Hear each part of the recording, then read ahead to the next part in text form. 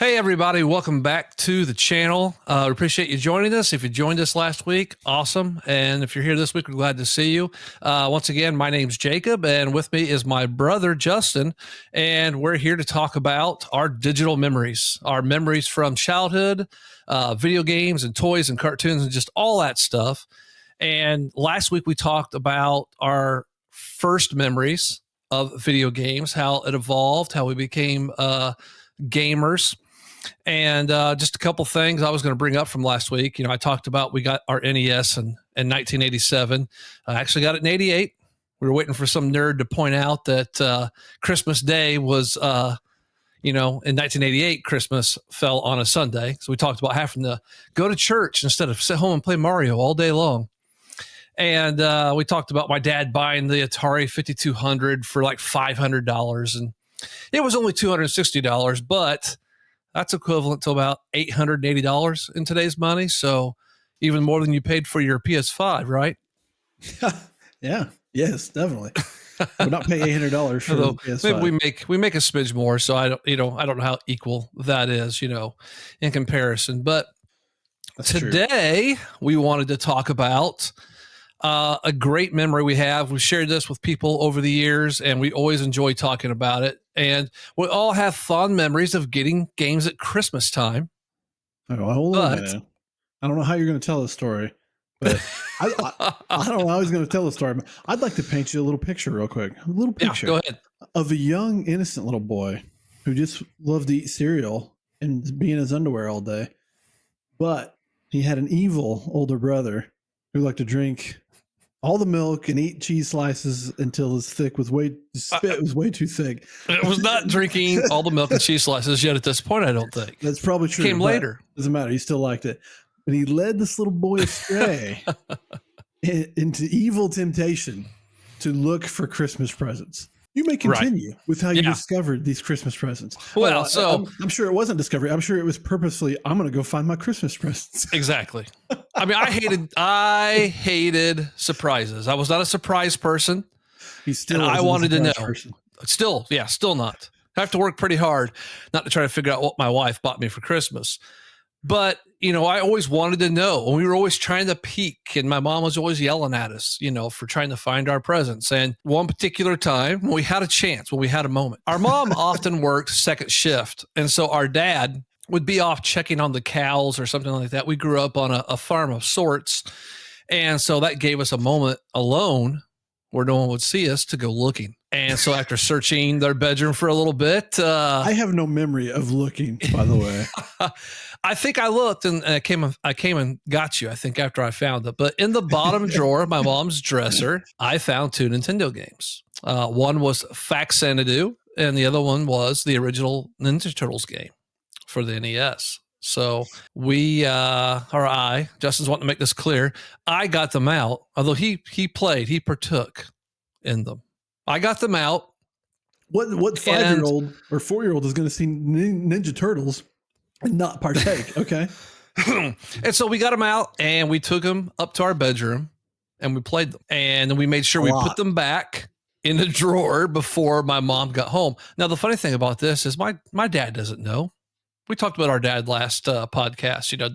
He's not a gamer. He even came upstairs to check on us or tell us dinner was ready. And he didn't know what we were playing. It was hilarious. You'll ever meet, but still had no clue what game we were playing. Didn't care. No, not at all. So, yeah, that was great. And I thought I'd talk a little bit about these couple of games. So, Faxanadu. Hold on. Don't forget that our sister played them. Well, I was getting there. We'll get there. Okay. All right. He's jumping ahead. I'm jumping ahead. I just thought we'd talk about those games just real quick, But Faxanadu, we knew Ninja Turtles. We saw Ninja Turtles, and we're like, ooh, Ninja Turtles. We watched the cartoon. We were excited to play that, Faxanadu we'd never heard of, actually. We were like, what's this? We didn't even know if we were pronouncing it right necessarily. Faxanadu came out in 1989. Ninja Turtles also came out in 1989. So two good games from that year. Ninja Turtles, you had to beat all in one go, but Faxanadu had a password system. So we were able to write down the password we were playing when we weren't supposed to be and try to continue later, except for the problems with passwords, right, Justin? What are some of those problems with First of passwords? all, in Faxanadu, they call them mantras, I think is what they call it. Here's your mantra. Your mantra was like we'd have to look it up for sure. And I hope you plan on going deeper into these games because I do. Faxanadu it was like a 16 letter uppercase, lowercase, numbers, symbols, everything password. And it was like, by the time you go back to put it in, because you're a child writing this down and trying to write it down, not only in secret because you're not supposed to be playing these games, or even when you were supposed to be playing it and your dad's like, hey, you got your shoes on, mow the yard. And you're trying to frantically write down this password. And of course, then later when you go back and it doesn't work and you're like, is that a lowercase L? Is it a 1, a 0, an uppercase O? Who knows? Oh crap, it doesn't work. We got to start back at the beginning of the game again. And we just lost 6 hours worth of playtime. All progress lost. Yeah, absolutely. Where was our battery backup? Imagine if we had to do that for Zelda. If the original Zelda had passwords. But there were times the battery backup screwed you too. When the game would screw up or something, and you do the little reset trick, and then all the games were gone. At least then, if you had the password, you could get back something. That's true. Or we could read about passwords from someone else. Nintendo Power sometimes would post a password to get you right to the end of a game or end of a level or whatever. So I guess it wasn't always the end of the world. But yeah, so we played these games for a while. And I couldn't tell you how many days or how long before Christmas we discovered this. But we played them for a while, enough that we kind of got to know the games. And my sister even saw us. And if I remember right, maybe played with us a little bit. She played with us for sure. She played Ninja Turtles with us. Yeah. And then all of a sudden, out of the blue one day, I don't know why. I mean, maybe Justin remembers something I don't, but she told our mom that we did this. She ratted us out. She ratted herself out. Right. She was doing it too. Now, granted, again, I'm 5. I was 5 at the time. I remember the games very fondly, and obviously playing them even later. But I don't remember the event. So, I don't remember. Did we get in trouble? I don't know. I don't know if we got in trouble. Not really. I mean, Mom, of course, threatened that she should just take them back or whatever. She wasn't going to do that. We didn't learn our lesson, though. This wouldn't be the last time that we, or at least me, got a game out early and played it, but it'd be great to have the footage right now because we do have Christmas morning footage of getting these games out and playing them. And yeah, I had played it enough that during the opening scenes of the game, I'm humming the music along with the video game because I already knew. Well, it didn't matter because we'd already been found out at that point. So I guess you weren't you weren't giving yourself away, so it didn't matter. No. Now, something else about this, I don't know if you remember, the other thing about this Christmas was I had asked for my own television. We discussed last time that we had a black and white television that used to be our dad's. And other than being on the living room TV, we had that crappy black and white TV. But I asked for a color TV. So we got the color TV. And so then we had color to play our Faxanadu and Ninja Turtles in. And I remember actually being very excited about that because when we got it out and we're playing it when we weren't supposed to, we were playing it in black and white. And so I was excited to see what the game looked like in color. Glorious.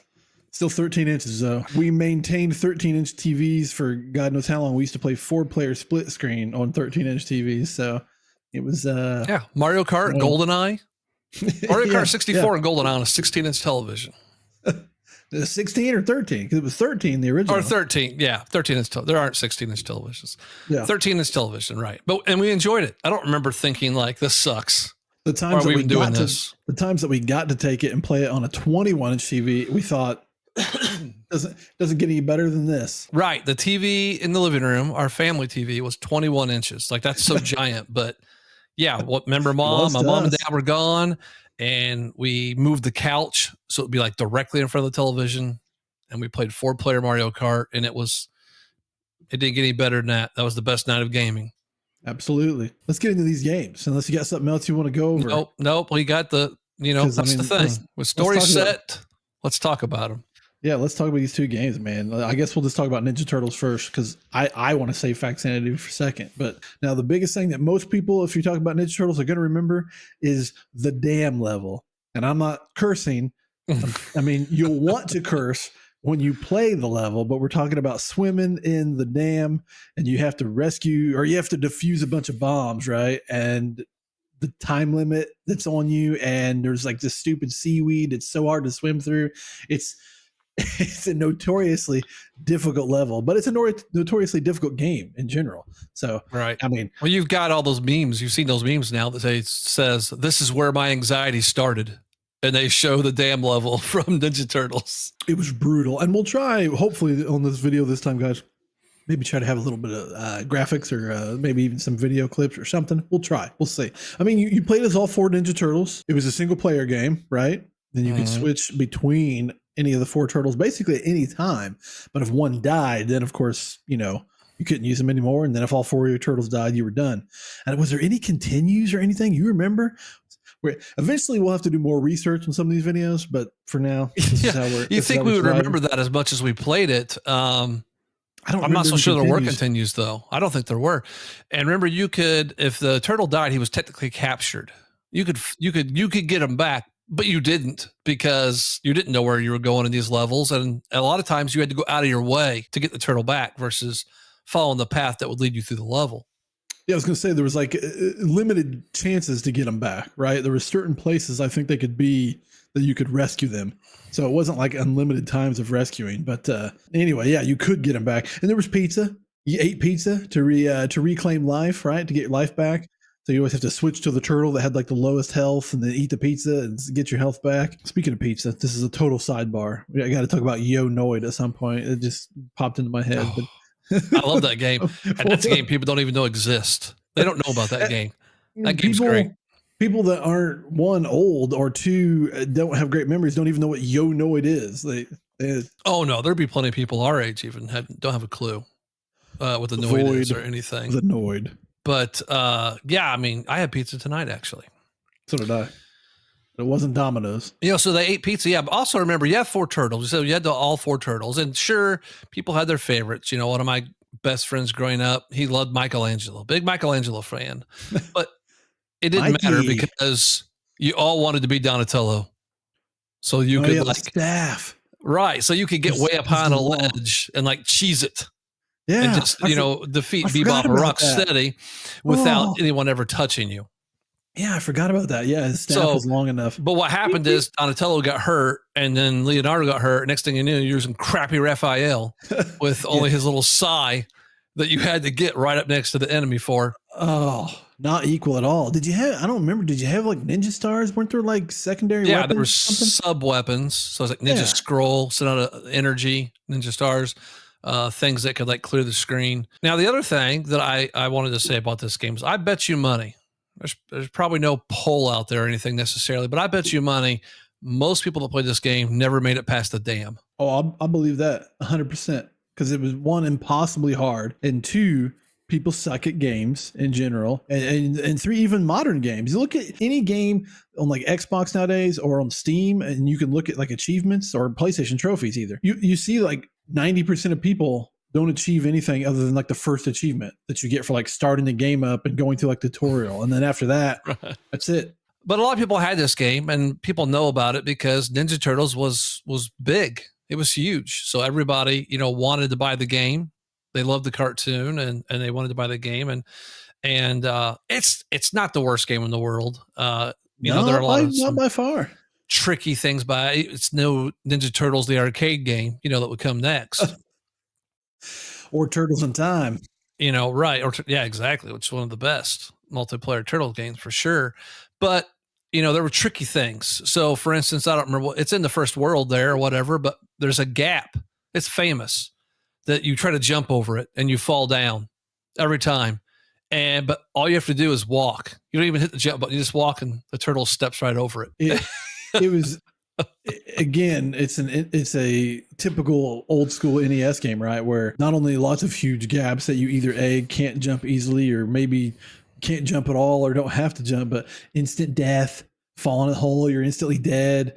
Or I don't even, actually, was it instant death for that turtle? I think he just lost life and reappeared up there or something. It doesn't matter. Yeah. NES Yeah, I think games are so. full of all that crap, right? Spikes, instant death, impossible gaps. And yes, and there was some almost like Metroidvania type stuff, right? Wasn't there? I don't know if you backtracked a whole lot, but there were some items you got or something like that that would make certain gaps like easier to traverse or something afterwards. See, we're gonna have to play some of these games. We're gonna talk Well, about them. We got to play them again. you do get like the hook shot type thing. Yeah, You have to go across some gaps and stuff, and there were other things you could go in other buildings or other sewers and get extra points or weapons, but you didn't have so you didn't have to explore. You could if you just knew the way. It'd be interesting to know. We talked about remembering things and who taught us and how we knew last time, but I bet you money if we booted that game up right now, we would take the right sewer holes. I don't know if I would. I don't know if I would. If you make it past the dam, you go on and you fight Mecha Turtle to save Splinter, and you had to. I think it's the last level. It's like random where the Technodrome is. It doesn't matter if you played the game before. It's in a different place every time. So you had to keep going in these different holes to find the Technodrome, and they had the hardest bad guys like in there like the whole game. And so you're like, oh, it's the wrong hole, and I lost all my turtles just trying to find.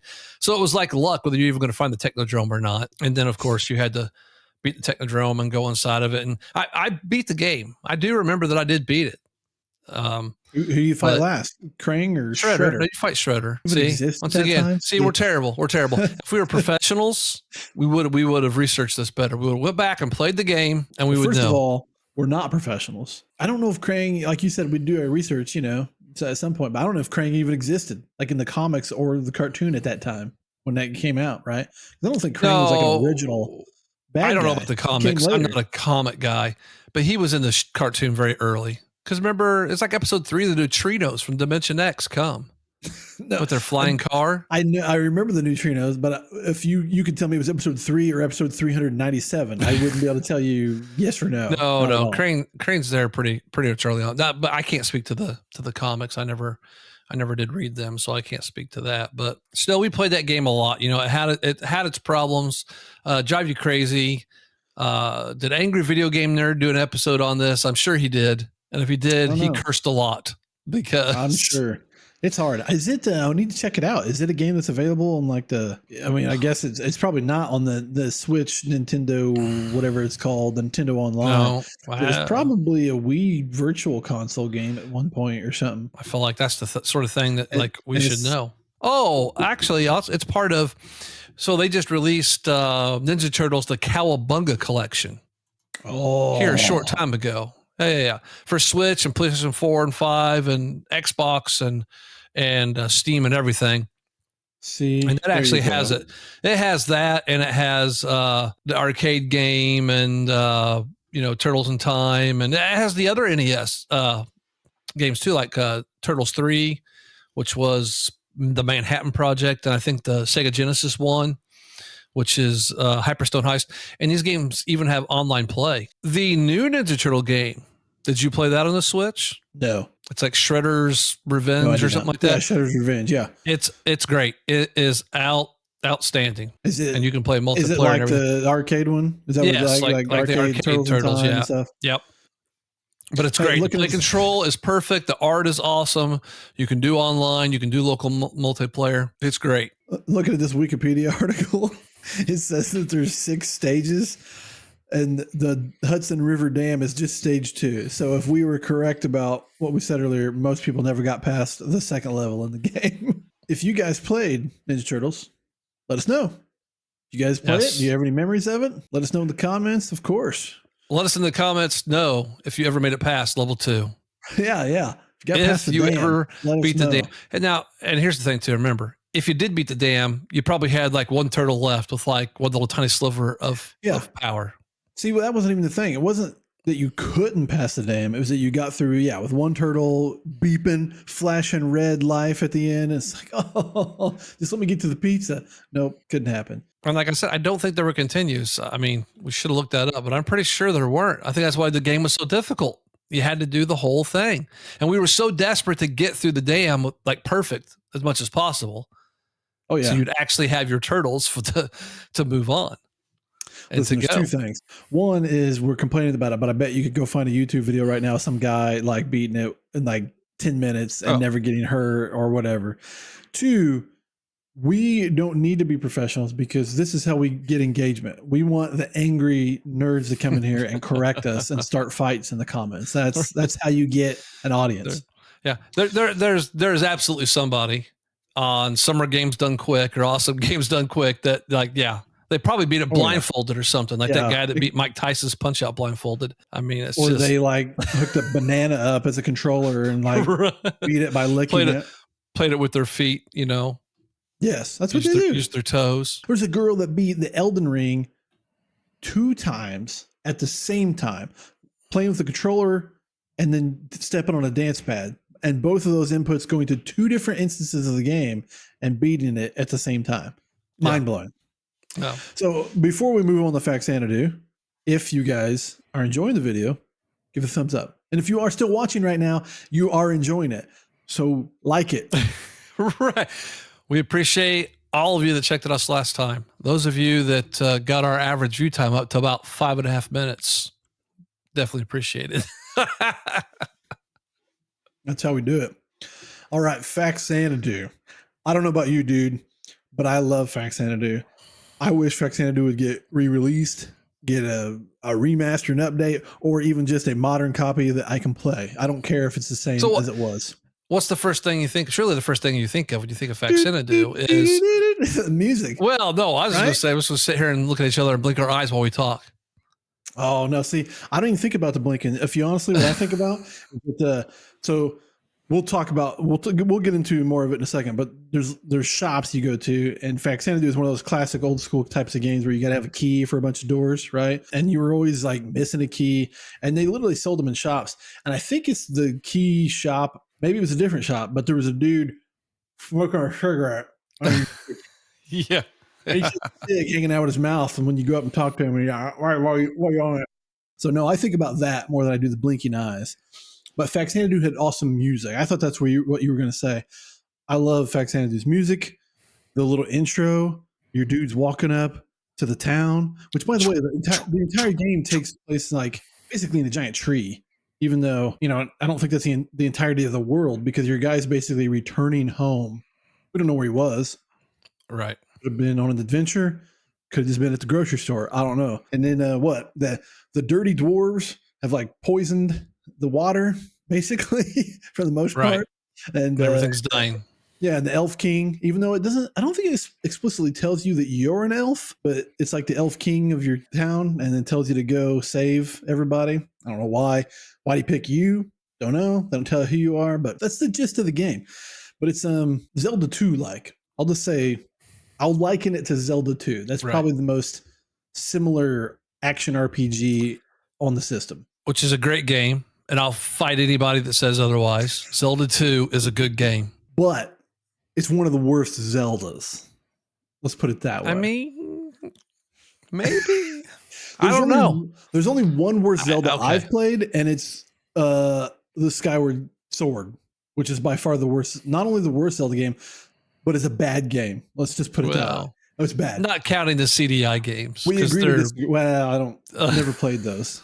Those are never played those. Those are the worst. I mean, it probably, Zelda 2 is probably one of the worst ones, in a line of good games. But it gets so much hate, and I really like Zelda 2. Actually, I could play it anytime. But yes, but very Zelda 2 like. You had items, you bought armor, and you got experience and leveled up, and your energy got better and stuff. More magic power as you went with that. And it was also very unique where it gave you the opportunity to buy some of the better armor in the game, like early on. Like there's a shop. Remember, there's a shop. It's like on the 4th screen of the game, and there's like some awesome armor and one of the most powerful magic spells. But it's worth so much money that you couldn't buy it. But you know what?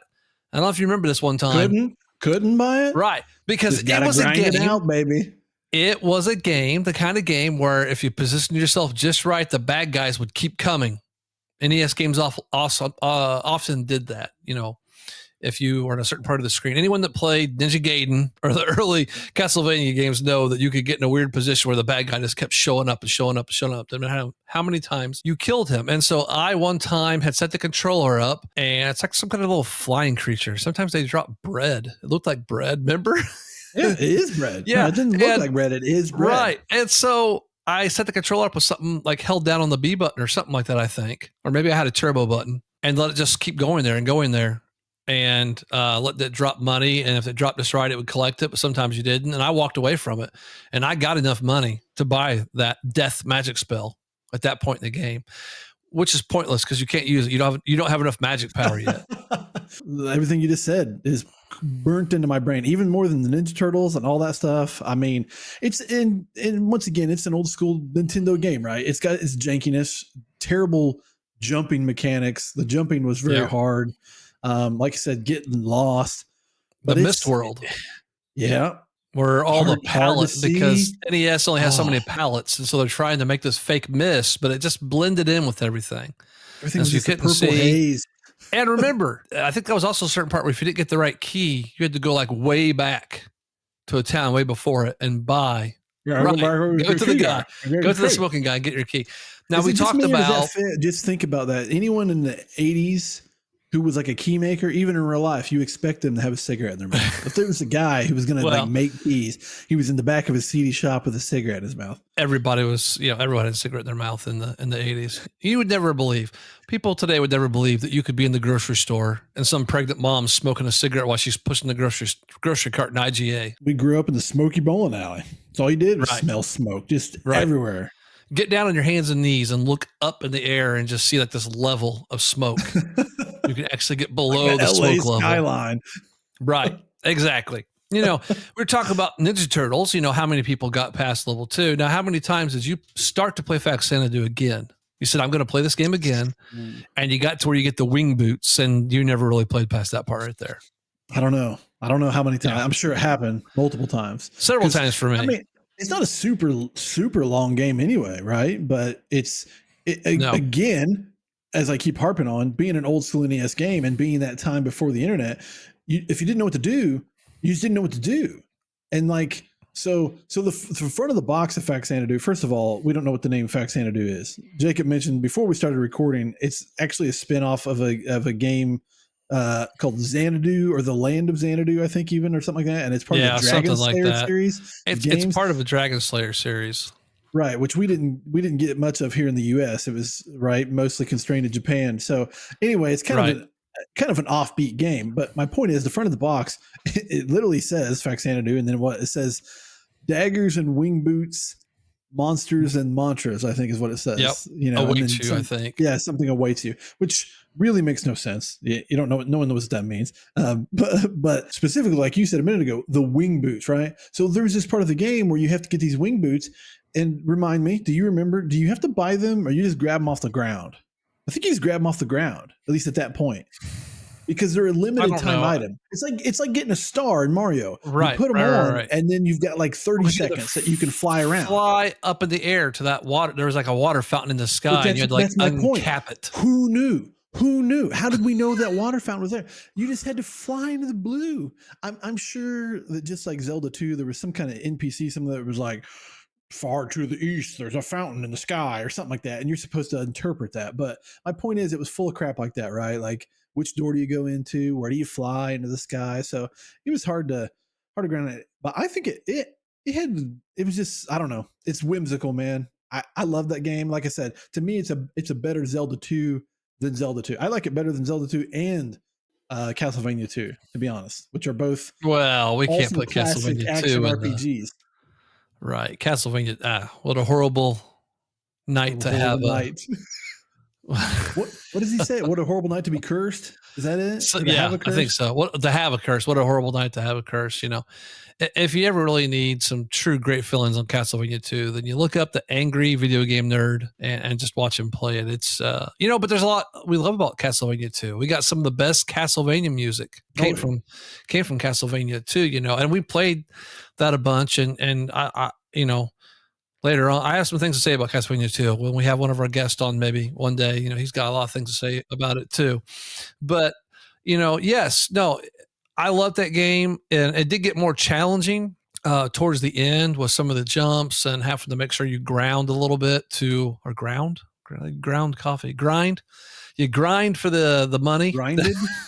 Grounded, grind for your money to make sure you had the right armor and stuff to make sure you could survive. It's something that my son would fail at because my son never takes the time to get the experience or the items. And then next thing you know, he's like, Dad, I need help beating this boss. And then I'm like, well, how are you here with like only 4 hearts? Where do you have any food? No, you have no food. Do you have any? No, you have no potions. You're wearing the clothes that Link got at the start of the game. How did you even get here? Yeah, one time I was there, he's fighting like the fire boss. I already forget the names. I guess it's Goma or something in the fireplace or something like that in Tears of the Kingdom. But anyway, he had like 2 weapons that were both like on fire. They were made of wood or something like that, and no clothes, no food. He's like, "Help me! I don't know how to beat this." I'm like, "You're not gonna beat that. You're ill prepared, sir." Oh, yeah. He's like, "Oh, I'm going to do it. I'm going to beat it." And then like an hour later, he's still trying. It's like, "You're not. You're just wasting the credit, time, buddy." Though, man. Actually, maybe he could do what we're talking about because he's got the perseverance. He just keeps grinding. He could just sit there and grind it out and get all the money. You had to. A lot of gamers these days wouldn't enjoy that type of game because you did have to take the time to gain experience and get money, and get. But we love those type of games. As we came to find out as we grew up, those action RPGs and RPGs were our favorite games. And someone like my wife, she watched me play something like Final Fantasy, especially when you're talking about old school Final Fantasy, and she just be like, "Oh, this looks so boring. You're just pressing the word fight. That's it. You're not actually." But it was strategy. You had to use your head. I like to have to think, a little bit. It was more strategy back then when they didn't have quality of life features. When you hit the monster and then it was already dead. Ineffective. Oh, ineffective. Instead of you getting to hit something else. Didn't matter how awesome your party was. 4 cockatrices or whatever you say it, they just turn you to stone. There's nothing you can do about it. The wizards and the rub spell. It was called rub. Yeah. You're just instantly dead. Oh, screw that game, man. It's not like they didn't play it too. You think the game testers would be like, "Oh, this sucks, man," and they would change it, but instead they just let it ship that way. But people, if you haven't played Faxanadu or if you don't know what it is, go Google it. At least listen to the music. The music is still stuck in my head, especially from like the first town when you go into that music. And you know what? I really like the monster design too. It's got some dark gothic, gothic type design. Very much feels like Castlevania in a certain way. Yes, the artwork is really nice. The music is great, and it is fun to play. So yeah, if you haven't checked out Faxanadu, and it's a game that most people haven't heard of. One of the other people I remember we were younger had heard of it as the other kid I went to school with. His name was Vance, and he says, "Oh, that game where you play as a naked guy."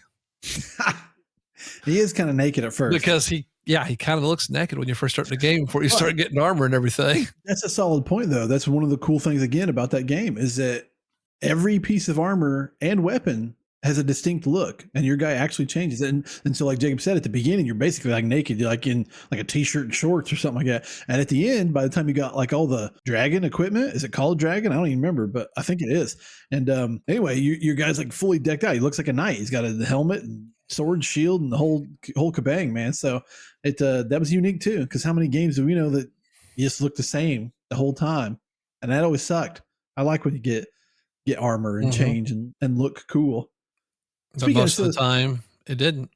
That's the weird part of the story of that game too. Like I said earlier, the dwarves poisoned the water, but I think the dwarves, it's like an alien, like something like the evil one, like landed in a meteor or something like that, and tainted the dwarves. And the last guy you fight, who is like the evil one, he just looks like a brain on like stork legs or something like that. He's not even a dragon. I need to play this game again because you're remembering things that I don't remember at all. That's because I really don't. I'm telling you, man, I love Faxanadu so much. It's like Zelda. We recorded it one time. I think we recorded us beating it or playing it like on VHS back in the day. I have a tape. We did stuff like that. I got a tape. It's here. It's called it's on VHS. It says Nintendo Endings. And I'm not sure what games are on there actually. See, if you guys aren't old, you don't know that you couldn't. Once again, you didn't have the internet. You couldn't just Google the ending and watch it on YouTube. And so we wanted to watch video game endings sometimes.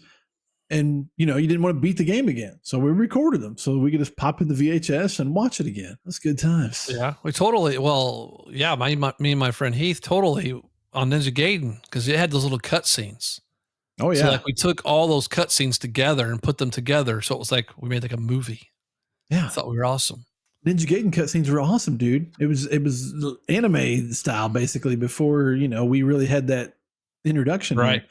And that's another game where you just like it's so impossible, and it is. It's really hard, but at the same time, then you watch some dude on YouTube beat it without getting hit. Yeah, yeah. He knows where everything. He knows that wherever stupid little birds going to come swooping at you. I hate those birds. I think that was Ninja Gaiden 2 maybe, but either way, it doesn't matter. Stupid birds. Birds and bats. But we beat those games. Birds and bats in any game. Birds and bats are the worst. Actually, in Castlevania, the bats are usually pretty weak and easy, actually. But they still hit you at all the wrong times. No, the flying Medusa heads were the problem in Castlevania. Yes. More than the bats. Right. Well, I mean, we've exhausted those two games probably, or at least our limited memorable knowledge of them. So right. So yeah, I mean, if you guys have anything to say about these two games, put it in the comments below. We'd love to hear if anybody else has memories of these games, especially Facsimile, because like we said, we feel like it's a hidden gem that only we know about and nobody else knows about. So if you have anything to say, we'd love to hear from you. If you have ideas of things you want us to talk about, you wonder if we have some of the good memories you have, and you want to see what we remember about those things, we've got lots more to come, guys. We can't wait to talk about all the crazy accessories we had for the systems growing up. We talked about it, the Super Scope and the light guns, and remember that stupid U-Force thing or whatever? Yes, yeah, I do. And I didn't until you just said that. It was motion controls before motion controls, right? It was a little screen. And of course the Power Glove. We all wanted it, but it was garbage. We shouldn't have wanted it. But it made you look really cool. And we can't wait to talk about some cartoons and other just electronics. We were just talking about VHS tapes. It's just so much happened, so much changed during that time frame. Speaking of cartoons, I feel like I saw somewhere the voice actor for He-Man died. Oh, I don't know.